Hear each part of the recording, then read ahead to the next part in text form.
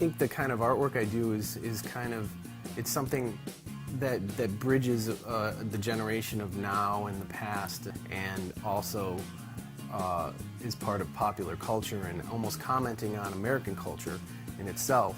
I grew up in a creative household. My mom was a painter and she made ceramics and stained glass. My father was a photographer and also a professional journalist and writer.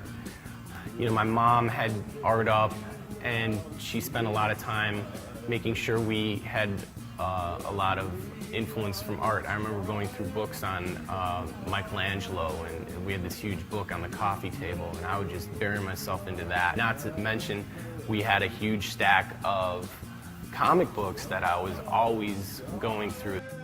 The show is called Risk and Reward, and it's a grouping of my work that I feel is really important. A lot of this stuff has only been seen by friends and family, and these are some of my most favorite pieces. This is a selection of works that we picked out to exhibit here at the Renaissance Blackstone Art Hall.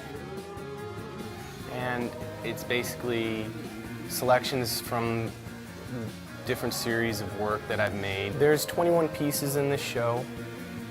Some of them are studies, some of them I took maybe 3 years to develop. They were developed from sketches to studies to full color paintings. I love abstract expressionism, I love pop art, and these are two things that are very strong in my work.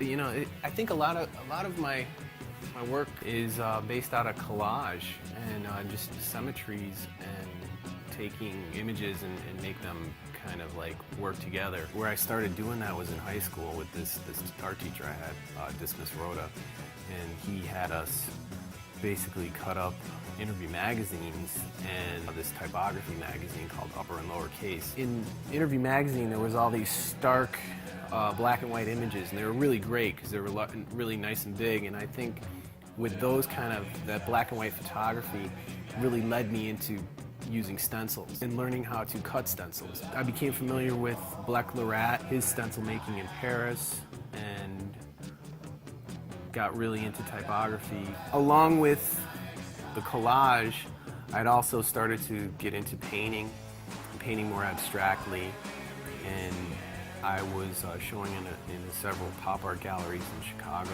and the influence of the pop art really came into my work just because of the fun factor and my love for comics. In graffiti art, you would do characters, and along with your pieces and your murals, you would always have like somewhat of a character. So it was almost second nature to go into painting cartoon characters on canvas. The time that I realized I really wanted to be an artist, I had this friend that I went to grammar school with, and I went over to his house, and in his room he had paper all over his walls. There was tons of markers, tons of crayons. He was like, do whatever you want to do on the walls. I went to town. It was like the best day ever.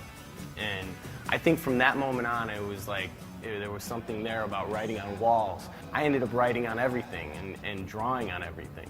The idea for the show was basically something I thought about a couple years back, and I really wanted to spotlight a lot of these works that I had never really shown before.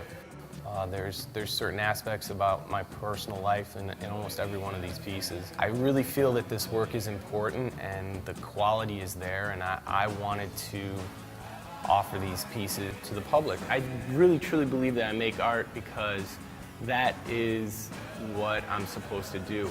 It's something I've done my whole life. For me, it's a vocation. It's something that I have always done and I have to do.